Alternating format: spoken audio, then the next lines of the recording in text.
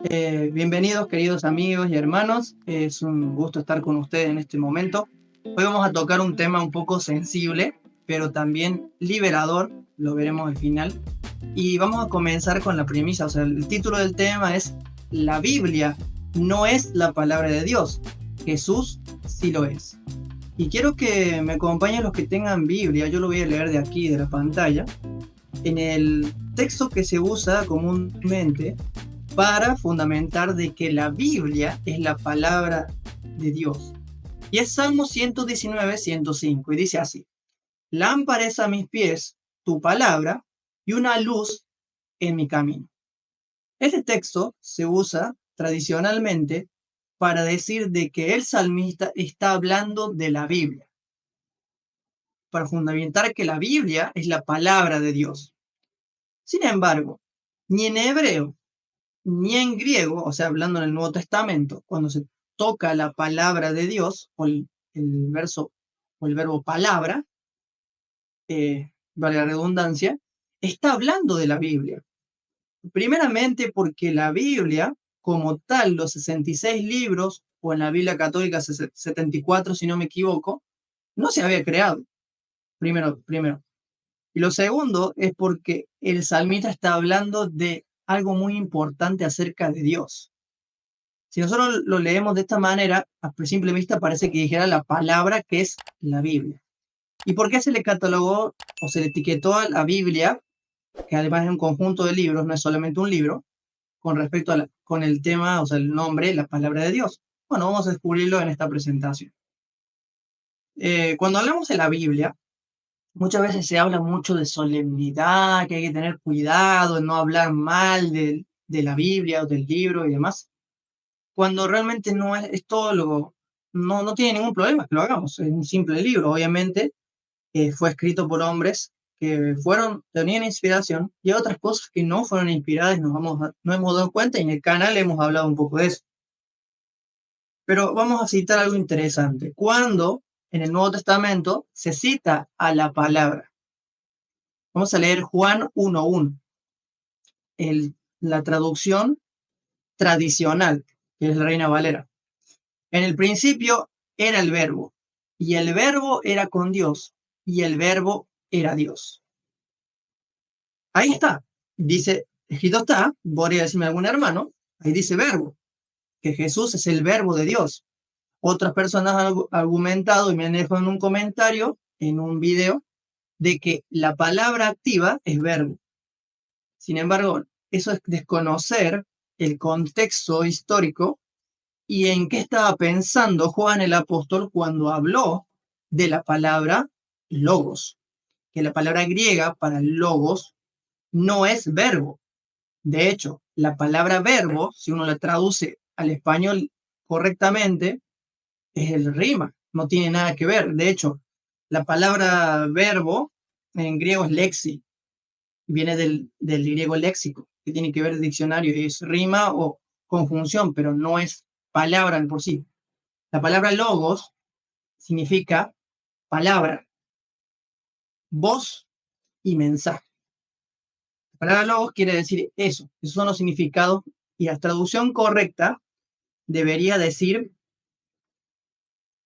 de la siguiente manera: en el principio ya era la palabra estaba con Dios y la palabra era Dios. Muy bien. ¿Por qué razón dice la voz? Bueno, esto es interesante. Cuando en el contexto de los hebreos, o sea, en la mente hebrea, o los escritores del Antiguo Testamento, hablaban de Dios, aunque tradicionalmente se lo antropomorfizó al hacer traducciones, interpretaciones y demás, para el judío, para el hebreo, estaba totalmente prohibido hacer ídolos o pensar incluso en que Dios tiene una forma, tiene ídolo. Porque se tomaban a raja la tabla: no te harás imagen ni ninguna semejanza de lo que está arriba del cielo, debajo de la tierra, ni debajo de las aguas. Y eso quiere decir, ellos entendían de que no tenían que hacerse a Dios con una imagen. De hecho, para ellos era idolatría. Eso lo vemos a lo largo de todo lo que es la Torá. Pero en lo interesante de todo esto es que después, cuando pasa el tiempo, se lo antropomorfiza a Dios. O sea, se pierde en la tradición hebrea ese concepto correcto de no antropomorfizar, o sea, crearle un cuerpo, una forma o ejemplificarlo o ilustrarlo como si fuera un ser humano, como hacen el tal llamado Jehová, que luego ya lo hemos hablado que los judaítas crearon ante lo que son varios dioses. Pero ese no es el tema de ahora. En el contexto literario que usa, volviendo al tema de Juan, ¿no? En el contexto literario que se usa Juan es el conocimiento hebreo trasladado al griego, porque el griego era el idioma más usado en la época de Juan. De hecho, el público o la audiencia en la cual Juan le estaba hablando era la iglesia o la comunidad cristiana o creyente de Éfeso. Ellos eran los que iban a recibir esta carta. ¿Y por qué razón habla de logos? Lo interesante de esto es que los griegos tenían un concepto con respecto al logos, como que era esa palabra creadora también, pero ellos no lo asociaban a Jesús de Nazaret o lo asociaban de una manera incorrecta, porque para ellos Jesús de Nazaret vino, o esa palabra creadora vino en espíritu. No, no es que en realidad tomó un cuerpo. Y si tomó un cuerpo fue de una forma, de alguna manera, como simbólica, o también el hecho de que lo veían como que era malo el cuerpo que encarnó este ser, ¿no? Por esa razón, algunos apócrifos, que son gnósticos, vienen del gnosticismo, tenían entendido de que la materia, o sea, el cuerpo, era malo, y la mente, que era lo que contenía el alma, era lo divino. Sin embargo, en muchas ocasiones, Juan nos dice, si vamos leyendo el Evangelio de Juan, del versículo 1 en adelante, nos daremos cuenta que él dice que el Logos se hizo un ser humano. O sea que es la primera vez que Dios encarna en un ser humano. En el Antiguo Testamento no había encarnado en ninguna parte, porque se comunicaba a través de la palabra, a través de la voz. Vamos a ver algunos ejemplos, dos en realidad, con respecto a la voz, con respecto a Dios, ¿no? Cuando nosotros vemos los ejemplos de la voz de Dios, nos encontramos en Salmos 29, versículo 3. Le voy a pedir a Natanael si puede ayudarme con la lectura. Salmos 29, versículo 3 y Salmos 18, 3. Mientras tanto les voy diciendo, para entender mejor lo que quiere transmitir el apóstol Juan, hay que tratar de meternos en la cabeza de Juan. Juan era un hebreo que creyó en Jesucristo y el público, especialmente que era dirigido a la carta de Juan, o mejor dicho, el Evangelio de Juan, es a los hebreos que habían rechazado a Jesús. Y él trata de explicarle que Jesús era el cumplimiento de esa palabra, de esa voz, pero hecho un ser humano. ¿Qué lo tienes, Nata? Salmo 29, 3. Y Salmo 18, 13 después. Dice, voz de Jehová sobre las aguas, truena el Dios de gloria, Jehová sobre las muchas aguas. ¿Ese era? Sí, y el otro, el Salmo 18, 13, que está ahí. 18, 13. Uh-huh. Tronó en los cielos Jehová y el Altísimo dio su voz, granizo y carbones de fuego. Muy bien, gracias. También les recomiendo, les dejo de tarea que lean todo el Salmo 29, ya que habla mucho acerca de la voz. Y eso es realmente lo que quiso decir Juan, pero lo quiso transmitir de la manera que se entienda mucho mejor, utilizando el idioma griego, ¿no? Entonces, esta es la voz de Dios. Esto nos quiere decir algo importante, que el ser que encarnó en Jesucristo, o sea, Dios, se hizo un ser humano. Y Él tiene toda la autoridad, porque es Él, el logos de Dios. El hecho de que sea el logos de Dios quiere decir algo muy importante. Número uno, de que Él es la voz transmitida a la humanidad de Dios. El pensamiento de Dios, la voz de Dios, llegó a encarnarse. Número dos, Él es solamente el que conoce íntimamente al Padre. Y número tres, Él es el que nos interpreta el carácter de Dios.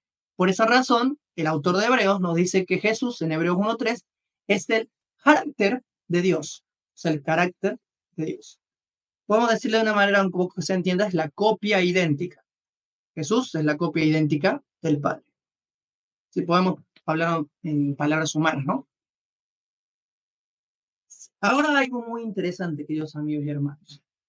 Isaías también nos hablaba de esa palabra, que iba a hacer algo y que Dios lo iba a enviar a hacer algo. En Isaías 55, 10 y 11 nos dice lo siguiente: porque como desciende de los cielos la lluvia y la nieve, y no vuelve allá, sino que riega la tierra y la hace germinar y producir y dar semilla al que siembra y hace a salir a crear el pan para comer, así será mi palabra que sale de mi boca. No volverá a mí vacía, sino que hará lo que yo quiera y será prosperada, en aquello para que la envíe. ¿Cuántas veces Jesús ha repetido lo mismo? Las palabras que yo he dicho o les he dicho son las de mi Padre. Yo vine del Padre, yo salí del Padre. Yo y el Padre somos uno. Yo les transmití lo que vi hacer a mi Padre. Perdón.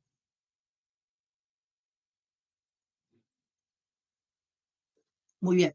Entonces, ahí nos damos cuenta, queridos amigos, de que esa palabra era Jesús.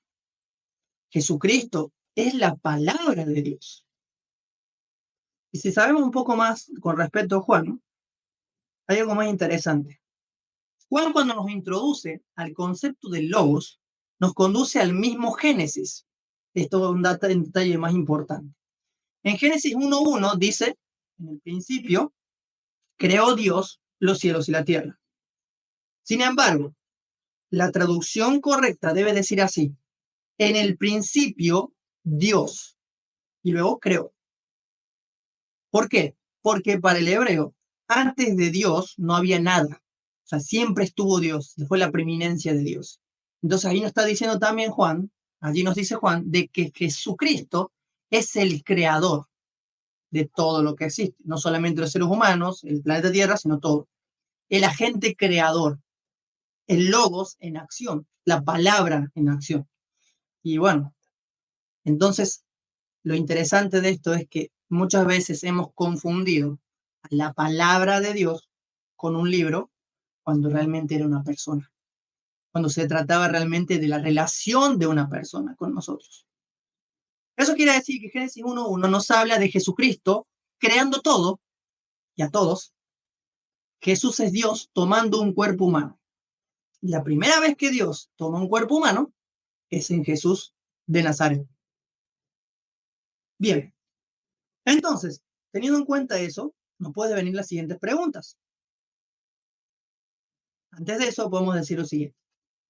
Para comprender que la Biblia no es infalible, no es inerrante y no es literalmente la palabra, ay, me agarro justo,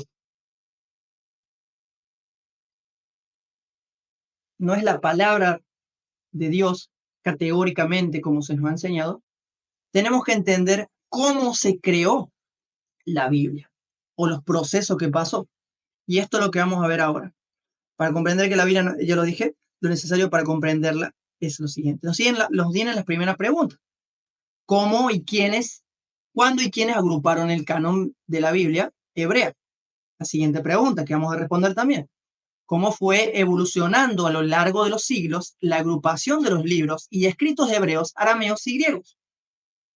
La siguiente, ¿quiénes estuvieron involucrados en la dicha creación de los cánones, o de los diferentes cánones? ¿Y cómo llega esa traducción a tantos idiomas? Esto sí lo voy a leer totalmente, voy a leer algunas cosas que saqué, que investigué un poco, resumen en realidad, porque se puede hablar mucho de esto, no terminaría más, se haría muy largo, pero voy a leer algunas cosas puntualmente. La creación de la Biblia hebrea. En el siglo II a.C., en Alejandría, Egipto, por orden del gobernador, en el siglo II a.C., Alejandro, de Alejandría, perdón, y por orden del gobernador griego Ptolomeo, Filadelfo II, eligió 72 varones judíos egipcios que tradujeron el texto hebreo de muchos escritos antiguos, la Torá y los libros proféticos, al griego.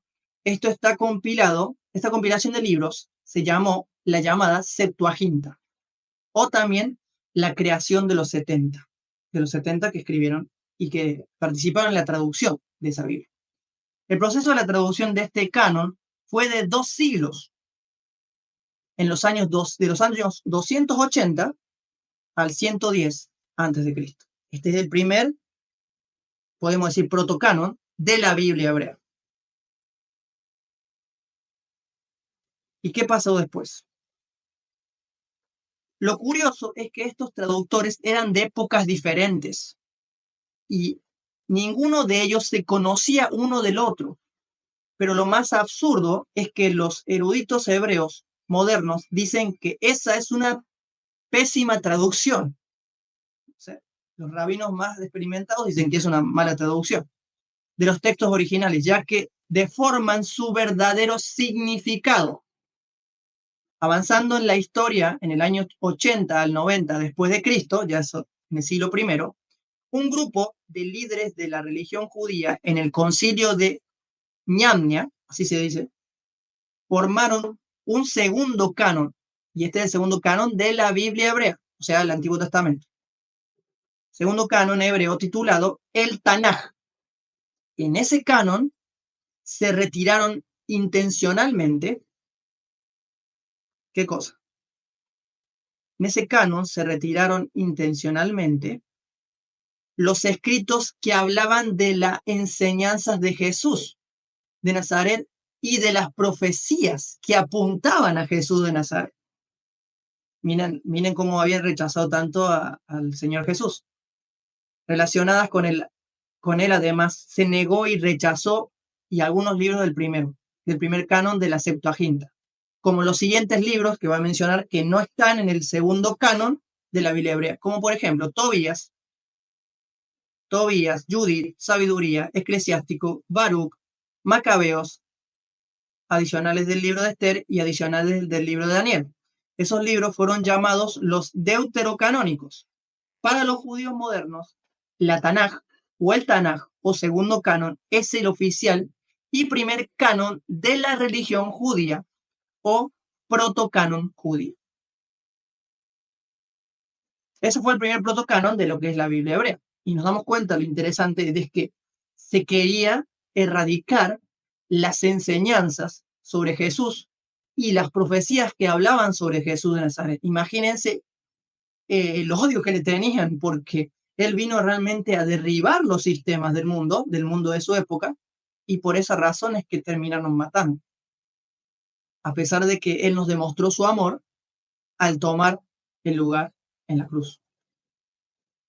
En el año 325, esto es algo muy importante, acá comienza un personaje muy conocido para muchos, o quizás desconocido. En el año 325 después de Cristo, en el concilio de Nicea, el emperador romano Constantino decidió fusionar el Tanaj con los evangelios y cartas de Pablo, Pedro y Juan, o sea, el Nuevo Testamento. Ese año fue también la conformación de la religión católica romana. Al fusionarse esos dos cánones, se mezcló también el culto y la adoración a Jehová, el Dios de los hebreos, con las enseñanzas de Jesús y de los apóstoles, los cuales son totalmente opuestos el uno del otro, o sea, antagónicos uno del otro. A partir de ese momento, en adelante, todos los creyentes católicos y protestantes usan como fundamento de un documento que está compuesto por dos tradiciones o enseñanzas antagónicas, una de la otra. Estos son el Tanaj hebreo y las enseñanzas de Jesús de Nazaret. Y cuando me refiero a enseñanzas antagónicas, me refiero a la tradición de Moisés, de Elías y los profetas que atribuyen al Creador características antropomórficas. O sea, un Dios que se aira, un Dios que mata, un Dios que destruye, un Dios que se venga, un Dios que pierde la paciencia. Ese Jehová, que yo pienso que es una invención de los propios judaítas, es un Dios inventado que patentó la religión para que los creyentes adoraran y sirvieran a ese tipo de Dios, que realmente es un Dios falso, porque la intención de Dios nunca fue que tener forma o que se lo antropomorfizara. Sin embargo, el hombre, en su sed de poder y de control, hizo lo que le vino en gana. Y lo interesante de todo esto es que los judíos niegan hasta la actualidad de que Jesús de Nazaret haya sido o un profeta o el Mesías prometido. Cuarto canon, ya vemos como el tercero más o menos. Cuarto canon, el modelo que se utilizó para hacer la actual Biblia católica. Esto es historia, queridos amigos. Esto lo pueden investigar, lo pueden buscar. Esto no me lo inventé yo, esto está en la historia. El hecho de que en tu denominación o tu religión no te enseñen esto no significa que no exista.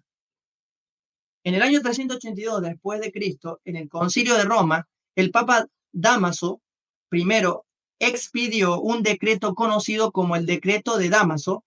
Está estipulado lo siguiente: incluir en la Biblia, que aún no se le ponía el nombre santa en el libro, una lista de libros del Antiguo y Nuevo Testamento, en el cual le pidió a San Jerónimo que utilizara este canon, pero que le incluyera estos libros de otro canon, que son los 46 libros que se sacaron ¿de dónde?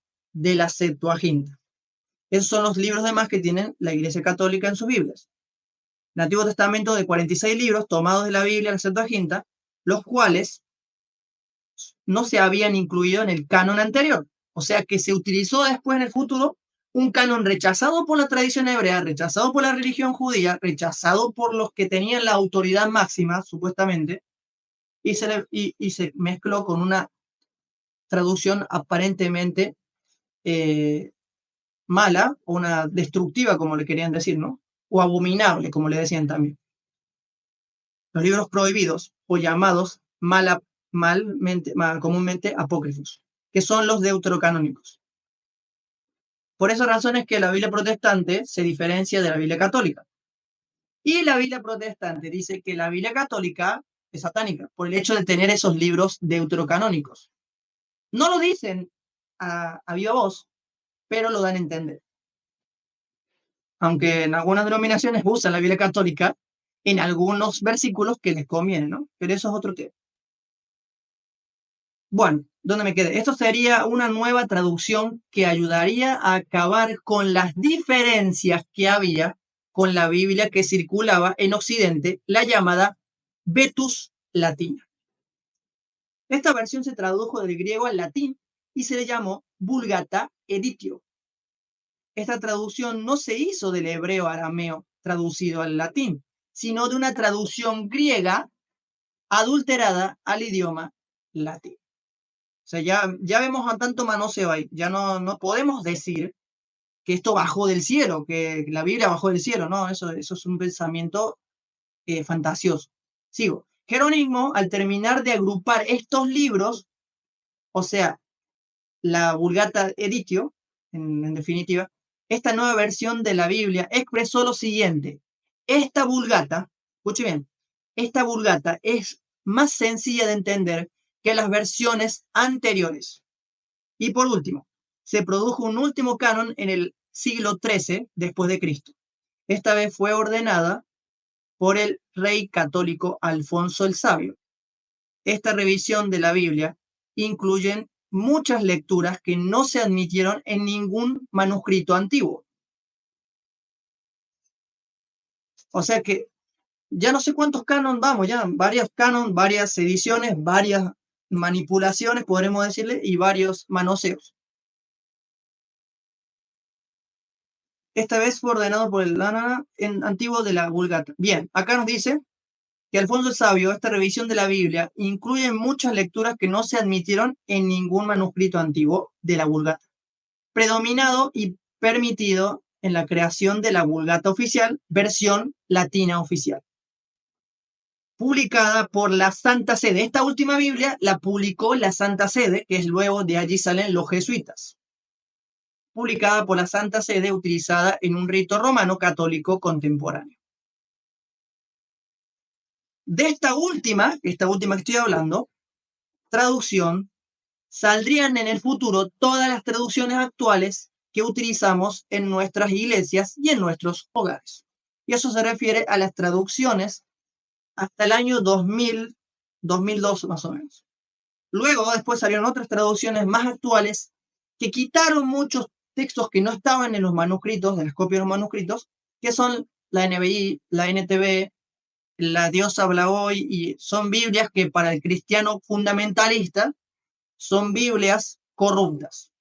¿Por qué? Porque se le quitaron de la palabra textos y demás. Esto nos demuestra, queridos amigos, que la Biblia no fue bajada del cielo por un ángel o por Dios mismo, sino que fue un conjunto de escritos traducidos y manipulados por los hombres durante siglos hasta llegar a nuestras manos. Y la última pregunta que voy a hacer: ¿quién o quiénes declararon como dogma, so pena de muerte, presten atención, de que la Biblia o la Santa Biblia es la palabra de Dios? Y esto es la última información que les doy. En el año 1545 después de Cristo, el Concilio de Trento de la Iglesia Católica Romana declaró que el canon bíblico debe ser tomado como dogma inamovible, incuestionable y santo. En ese momento, la Biblia llegó a llamarse Santa Biblia. Más o menos casi 1500 años después de que haya venido nuestro Salvador a la tierra. O sea, Jesús no tiene nada que ver en esto. Eso quiere decir que la misma historia del cristianismo nos dice que la Biblia fue llamada santa y la palabra de Dios por las religiones y por hombres, no por Jesús ni Dios.